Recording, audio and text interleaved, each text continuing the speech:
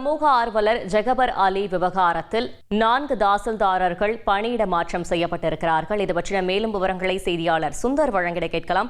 சுந்தர், வணக்கம். இது தொடர்பான முழு விவரங்கள். சற்று முன்னர் மாவட்ட ஆட்சியர் அலுவலகத்திலிருந்து ஒரு தகவல் ஒன்று வெளியாகியுள்ளது. குறிப்பாக இது புதுக்கோட்டை மாவட்டத்திலிருந்து ஒரு 6 தாசில்தார்கள், ஒரு 4 தாசில்தார்கள், 2 தனி தாசில்தார்கள், மொத்தம் 6 தாசில்தார்கள் பணியிட மாற்றம் செய்யப்பட்டுள்ளனர்.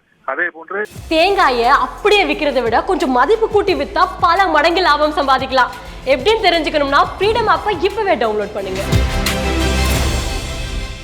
6 ஆர்ஐக்கள், அதாவது வருவாய் ஆய்வாளர்கள் பணியிட மாற்றம் செய்யப்பட்டுள்ளனர். இந்த நிலையில் தான் இந்த 6 தாசில்தார் பணியிட மாற்றத்தில் திருமயம் கனிம வள கொள்ளைக்கு எதிராக போராடிய அதிமுக நிர்வாகி ஜெகபர் அலி கொல்லப்பட்ட வழக்கில் மெத்தனமாக இருந்த, அதாவது புகார் மனு மீது நடவடிக்கை எடுக்காமல் இருந்த திருமயம் தாசில்தார் புவியரசன் மாற்றப்பட்டுள்ளார் என்பது கவனத்தை ஈர்த்துள்ளது. அதே போன்று கனிம வளத்துறையில் பணியாற்றிய வருவாய் ஆய்வாளர் செந்தில் என்பவர் தற்போது பணியிட உட்பட பலர் பணியிட மாற்றம் செய்யப்பட்டுள்ளனர்.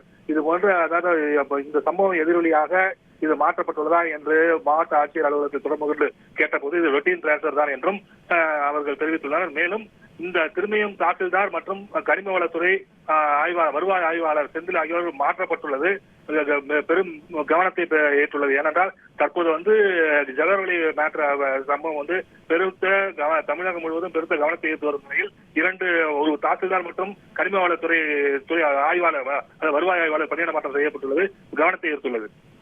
தகவல்களுக்கு நன்றி சுந்தர்.